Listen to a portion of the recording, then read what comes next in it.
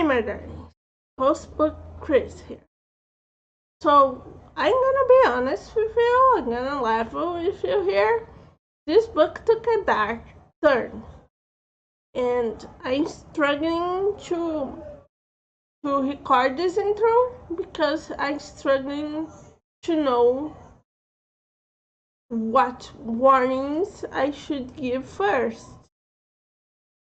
But basically, this book needs a trigger warning. If you don't like spoilers and you wouldn't like to know what the trigger warning is for, this is your moment to click away. But if you need the trigger warning, it's a trigger warning for suicide. If that's going to affect your mental health, this might not be the book for you.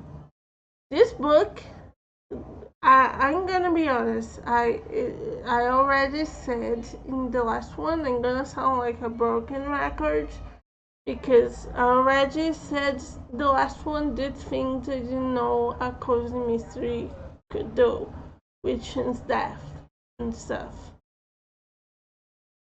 But this one took quite the dark turn. My mom cried because of this book. And I'm gonna be straight with you.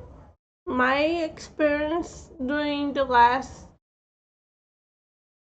bit of the book, the last third of the book, wasn't very cozy. So it's a mystery. It's a mystery. I don't know how much of a mystery classifies us because we know the murder of the mystery straight from the beginning, but it isn't cozy. It could be like a thriller book.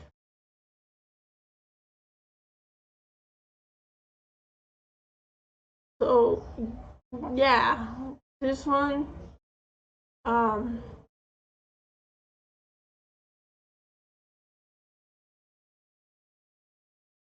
it had its moments, like it wasn't all bad. I wouldn't say that if you aren't expecting to read a cozy mystery, it isn't a bad book. But I mean,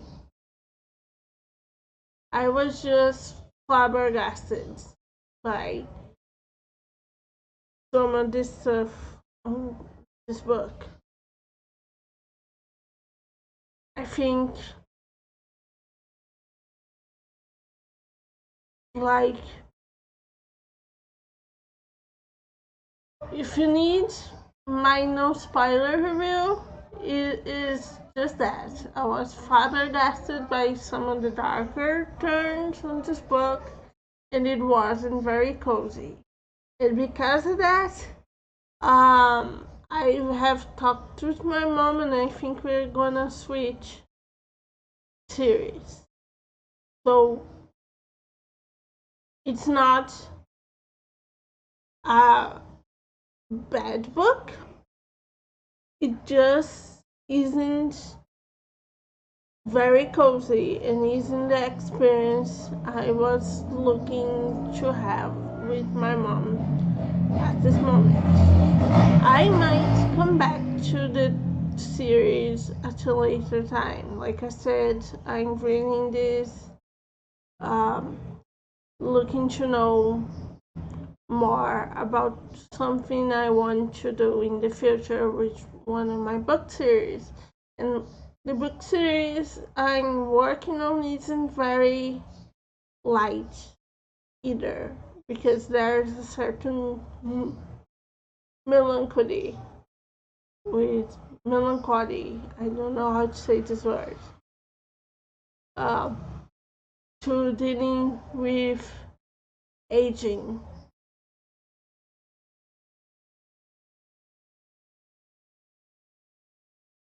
So I expected some of that sad feeling. Um, we sing it in other books with friends. I just didn't expect to have to put a trigger warning, nor did I expect to say that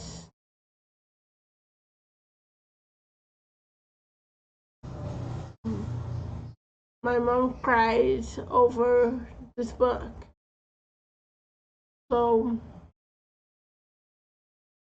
yeah, I'm gonna leave you. I think I said everything I need to say. I'm gonna leave you with um reaction first. So I am pretty casual Cousin Mr. Ritter. This is really my first Cousin Mr. series, and I didn't know you could have a person throwing a knife right into somebody else's eye socket into a cozy mystery.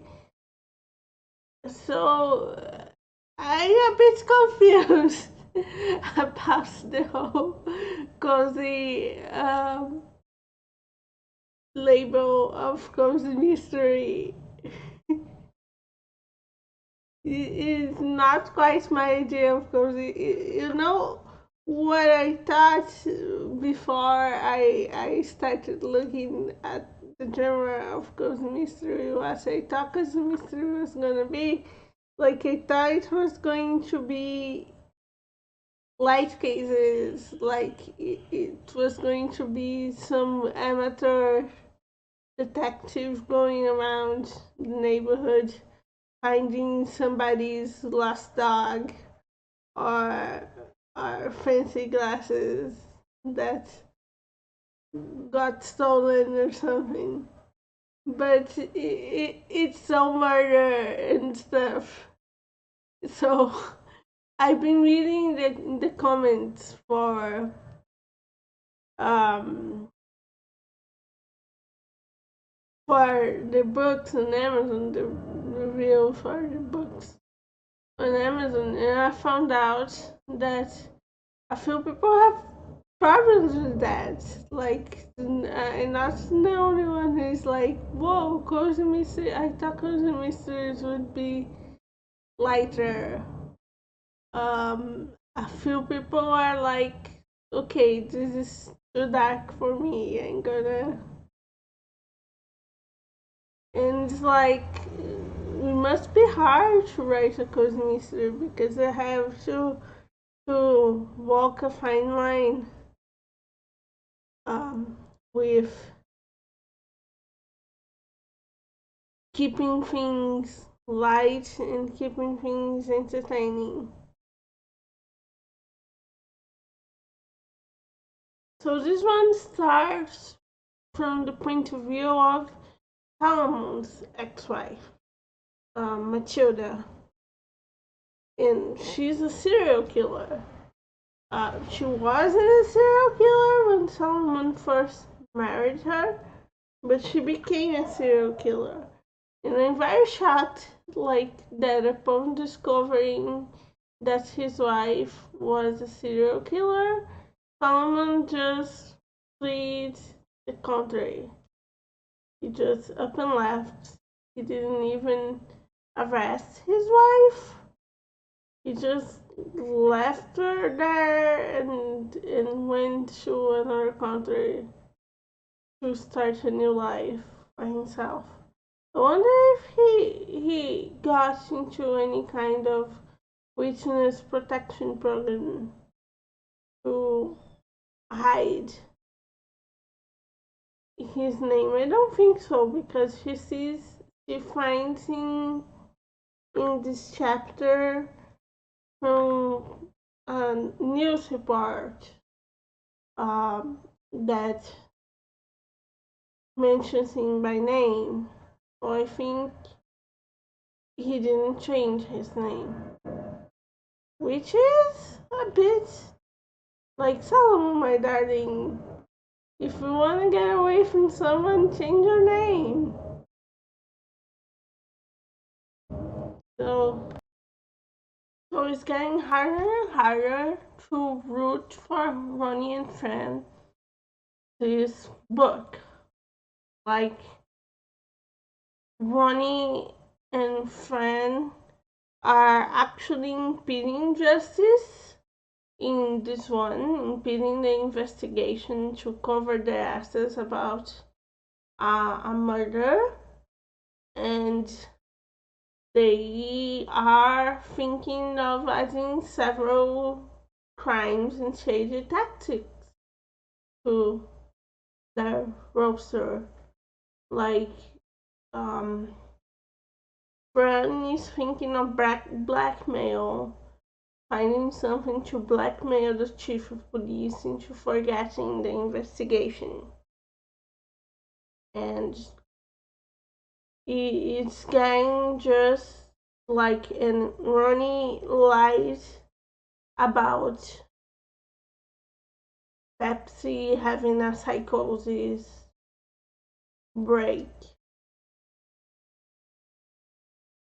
Even though this could have consequences for Pepsi, what if someone advocates that he's having a psychotic break in court and he ends up serving his sentence in a psychiatric ward?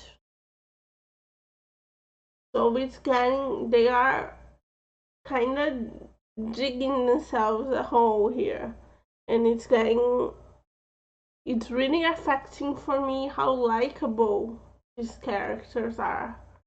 They are becoming more and more unlikable.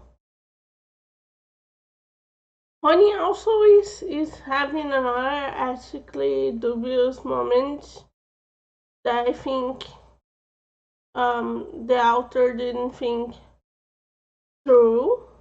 I don't think they realize it's an ethically dubious moment, but it's still an ethically dubious moment that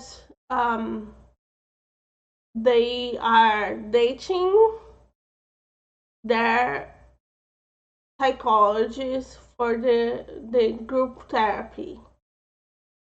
This is a big no-no. Like, this is a big no-no. Like, in real life, this therapist could lose their license. This is a huge no-no. And he's doing that anyway. So it's getting hard to defend Honey and Fran.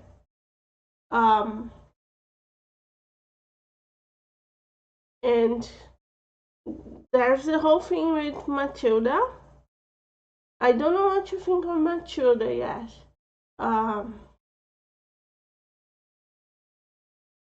Salomon's ex-wife. She will stab a guy in the eye, but she is kind of, the way she's been threatening hasn't been very threatening. It's just Salomon's an anxious ball. He's clearly dealing with PTSD due to the whole incident with Matilda. Poor Solomon. I love Solomon. Poor guy.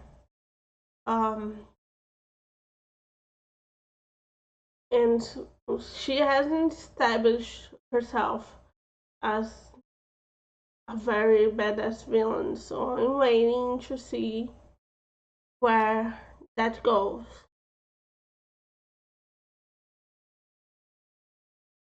And there's a lot of things going on in this book. I'm a bit worried because there's a lot of things going on in this book. Like there's the case of the homeless people that are dying again, and the implication that this has something to do with the mayor. There's the case of Andrea's corruption, her involvement with the mayor. There's the whole Fran and Honey trying to cover up for the murder they committed, and there's the whole Matilda and Solomon case. And these books are short. They are only like 120 pages long, so I'm thinking what's gonna get solved in this book and what isn't, because this feels to me like it's material for a 400-page book, and it's all being set up for this 120-page book. So yeah, I'm kind of curious to see what gets solved and what doesn't.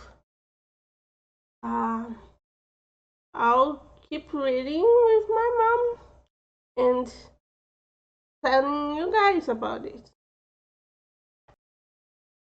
I'm shocked this book is getting away with actually the serial killer stabbing a guy in the neck and watching him bleed out.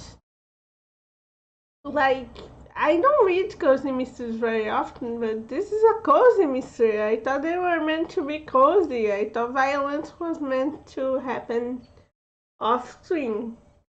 And we are getting a brutal murder. Is looking a bit brutal. It doesn't detract for me of the enjoyment of the thing. Um, I like it anyway. It's not done in a way that is full thriller or horror, but it's just heavier than I thought Cozy Mysteries could go, which was very interesting. Um, Salomon and Ronnie are investigating Matilda's murders. Salomon is convincing it's Matilda, and he's convincing they are not going to find anything with traditional investigations.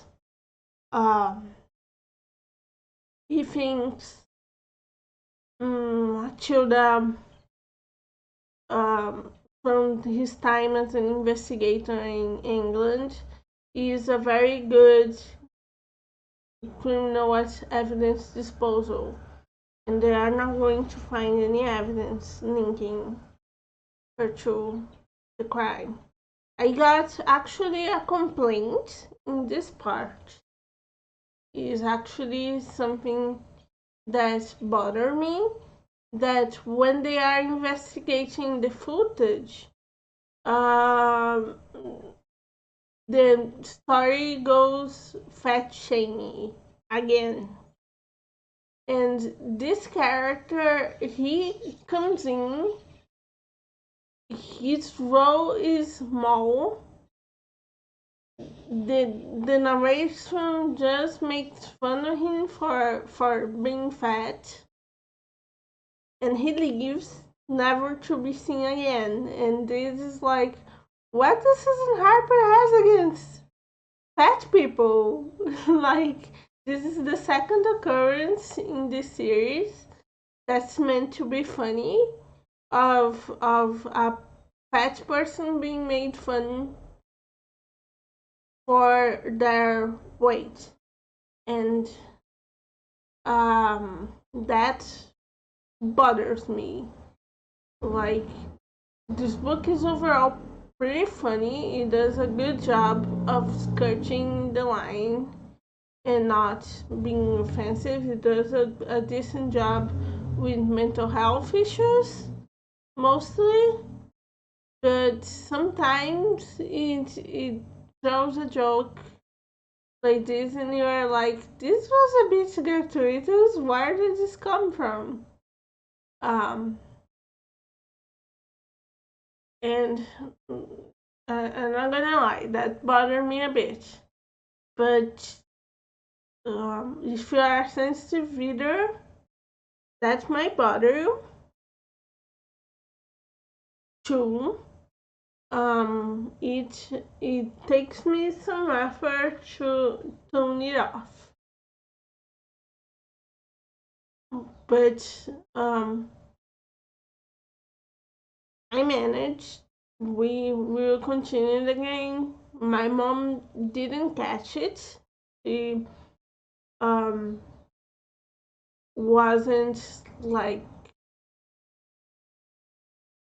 very bothered by anything in this session.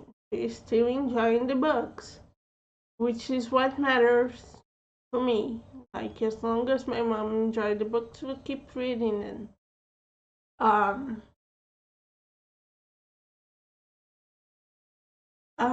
The Bronco is pimping his friend. Like he got her enrolled in a dating for money app, Zana, and he's pimping her to some well-to-do older guys, and she's letting him. And I'm like, what the hell? But yeah, he's doing that for money for the RDA, for the Road Detective Agency, and I like the Bronco dude. Why don't you get some way to make money for the RDA?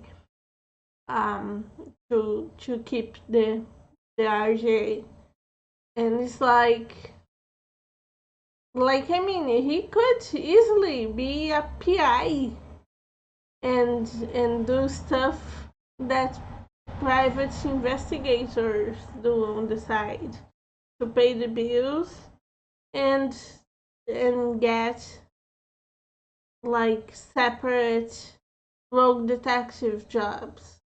So far, they haven't done much investigation of rogue things. This one, they are looking into the mystery of the homeless people that are adopting dead, but they haven't discovered much so far.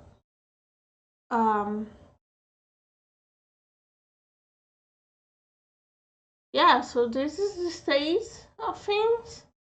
We are going to keep reading.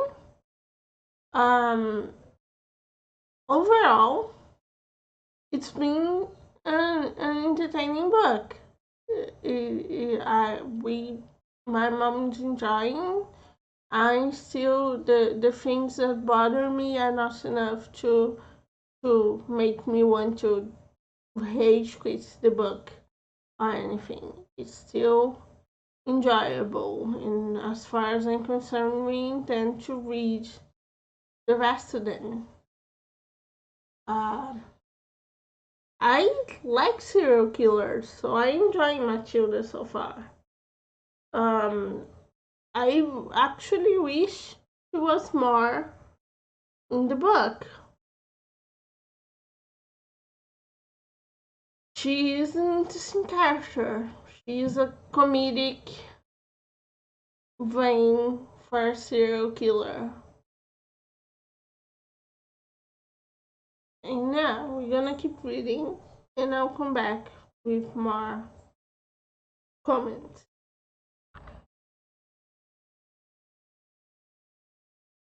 My darlings, my lovelies, my dears. I don't believe this, but turns out this reading vlog needs a trigger warning for a cozy mystery. So, trigger warning, suicide.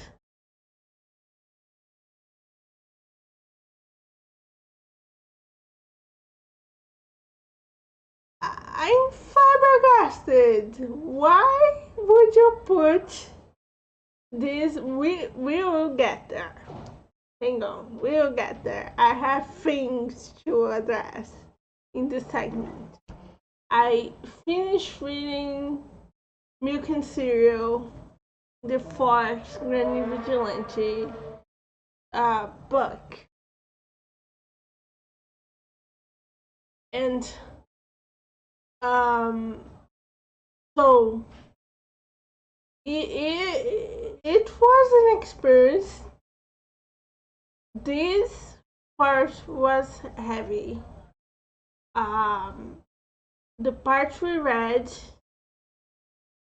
the Bronco hires a necromancer so he can summon Sean. He justifies it by saying he wants to ask Sean about the case.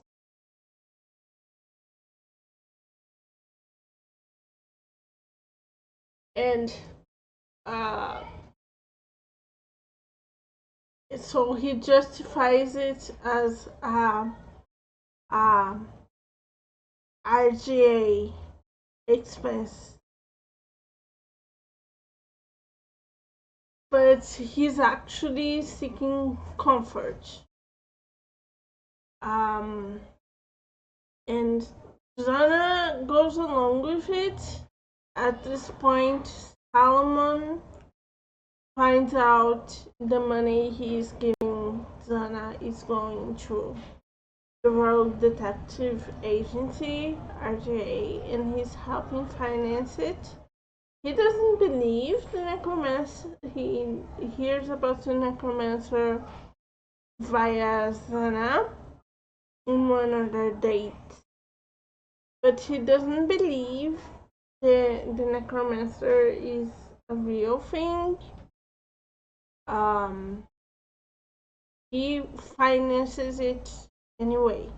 So they go see a necromancer who charges like for each 15 minutes there's a fee for raising the dead, like $100, and each 15 minutes costs additional 50.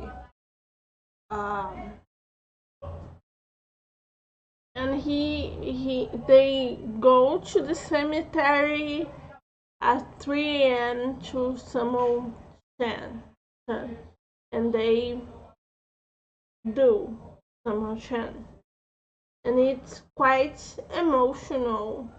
The Bronco is pretty disturbed by it, and my mom had a reaction to it.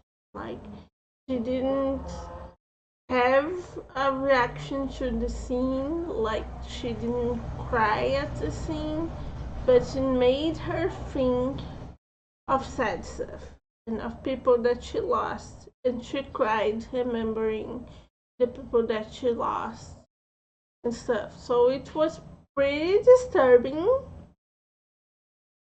For a cozy mystery, I would say it's a no. And like, I would say this wasn't cozy. My mom like cried when we were reading a cozy mystery. So there was that, but it was nicely done. If you my mom wasn't like, she didn't think it was bad. She also, like I said, she has no concept of a cozy mystery, so she was like, whatever, this is where the story is leading, I'm fine with it.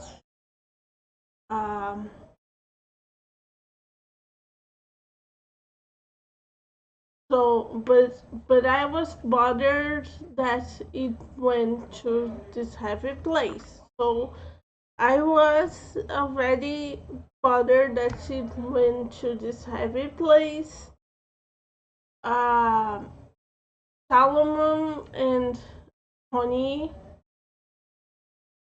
First of all, Honey and the other thing, Honey and Fran solve their um, murder problem, the murder cover up problem by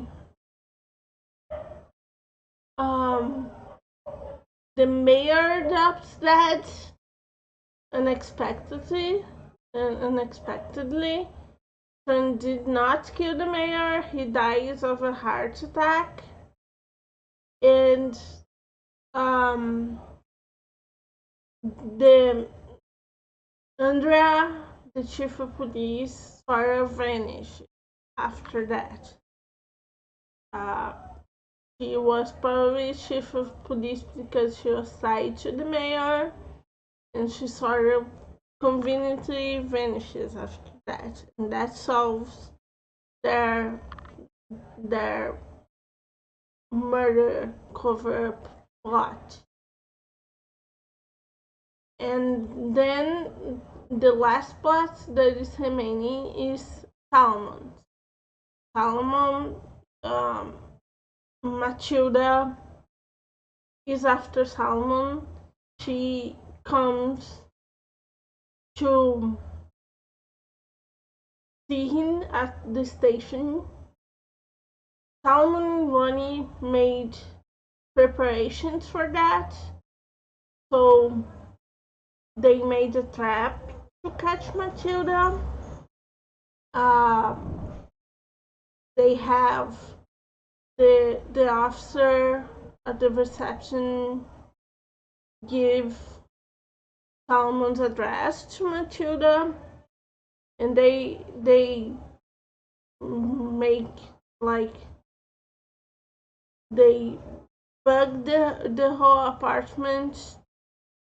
They put listening devices in the whole apartment to try to get a confession from Matilda while she's there, and they put a thing surveilling the the apartment. And there's a confrontation between Matilda and Salomon. And it goes as badly as it can possibly go. So Matilda um, confesses that she's sick. That's why they didn't recognize her in the footage. She had to shave her whole hair and stuff, and she lost some weight because she has cancer. And there's the implication that the crimes that she's committing is the result of her brain cancer, which, wow, it's dark and a bit offensive, to be honest. This took a dark turn. This took a very dark turn. Um, and Salomon listens to it, and the thing that she's listening to it, she confesses to the murder, and the thing that's listening to it is uh, going up to his apartment to intervene. Only they take the elevator, and the elevator stops in a lot of floors before you get to Salomon. Like, why would you take the elevator and not the stairs? My dudes, what the hell are you thinking? Um, and Matilda just cut Salomon's throat and then cuts her own throat. It's a murder suicide, and she dies. And due to plot convenience and plot armor, the team, the surveillance team, manages to somehow save Solomon. They tie a scarf around his neck and save Solomon, which I like. This series is not very realistic, but this is a new break for me.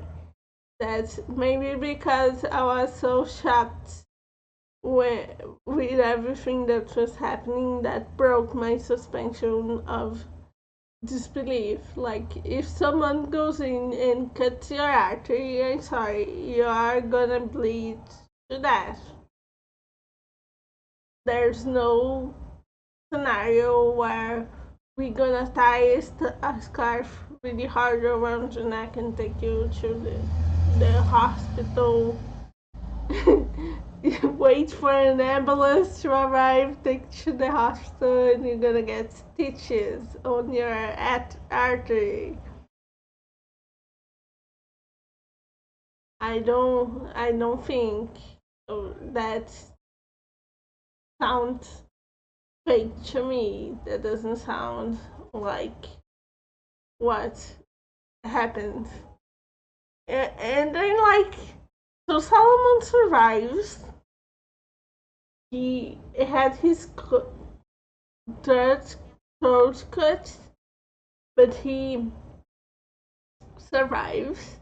He just misses Christmas and now has a preference for turtlenecks. And overall, this went very dark, dealing with grief, with homeless people being killed, which wasn't news. They were being killed in the last ones, but there were a few considerations in this one about homeless people being disposable that went in a dark place as well. And lastly, with a murder suicide. A suicide with a murder attempt. And I don't know what to say. Like, if you ignore the facts that is supposed to be a cozy mystery, it's an okay book. Fat phobia aside. If you take the fat phobia aside, it's an okay book. It's not as funny as the other ones because it deals with very heavy topics. But for a cozy mystery, I have a feeling this is a no-no. Like, I have a feeling you should need a trigger warning for a cozy mystery. And yeah, I'm shocked. So overall, I gotta say, I didn't like this last bit, this last experience.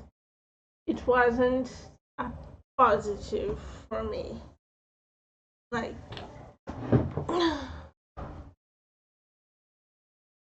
it wasn't when I picked a cozy mystery. It wasn't my intention to have my mom face her demons there.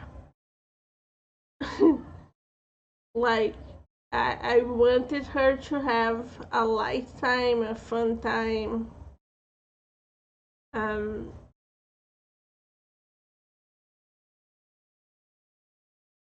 and yeah, and she isn't affected by talk of suicide. For her, it makes no difference. I am sensitive to this kind of topics. It isn't a trigger for me, but I am more sensitive. So, so this is disturbing for me. This takes me out of the cozy zone. Um, and I think it should have come with a trigger warning. I'm going to look at started the book to see if there was some kind of trigger warning because it came out of nowhere. So, because this experience was kind of jarring, I talked with my mom, and I think we're gonna take a break from Granny Vigilante, like, and go read something else. We got options. Uh, I feel kind of bad leaving the series partway through, to be honest. Uh, I had this vision of reading all the Granny Vigilante books and maybe doing a video essay reflecting on some topic or other. But I had such a visceral bad experience in this last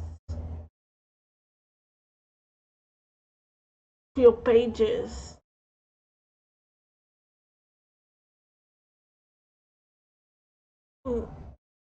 Reading for my mom and reading for myself, that I'm kind of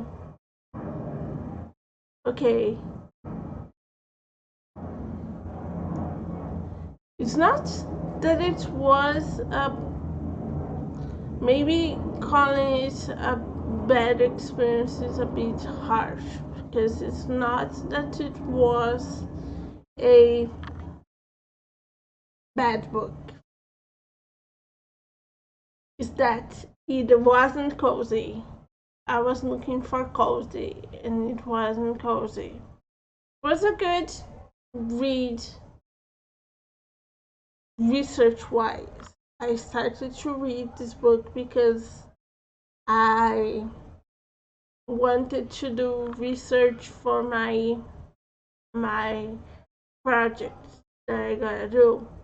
And um my project, I gotta be honest, is kind of heavy. It doesn't deal with suicide, but there's an inherent sadness that is dealing with aging. So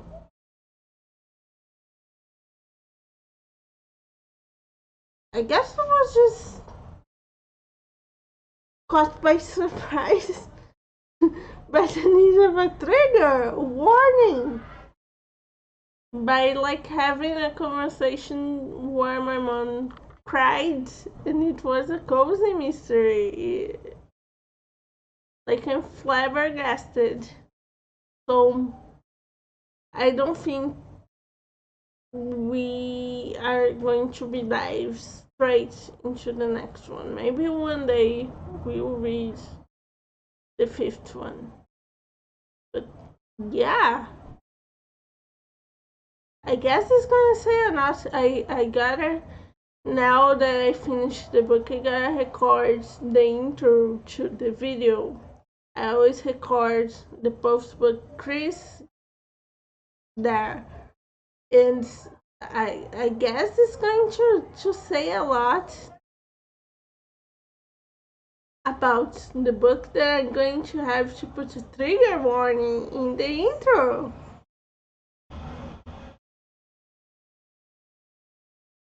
So yeah, I don't know what to say. I'm still not comfortable giving ratings to books by indie authors, which is good because I wouldn't know what to rate this one. I wouldn't know, like, if you discount the fact that it's a cozy mystery, it isn't a bad book. It is a entertaining book. But yeah, it really overall wasn't the experience I was looking for to have with my mom. So I have no words, guys. I'm gonna look for something else to read with my mom. And who knows, maybe someday we'll read the rest of Granny Vigilante. But for now, stay safe. See you on the next video.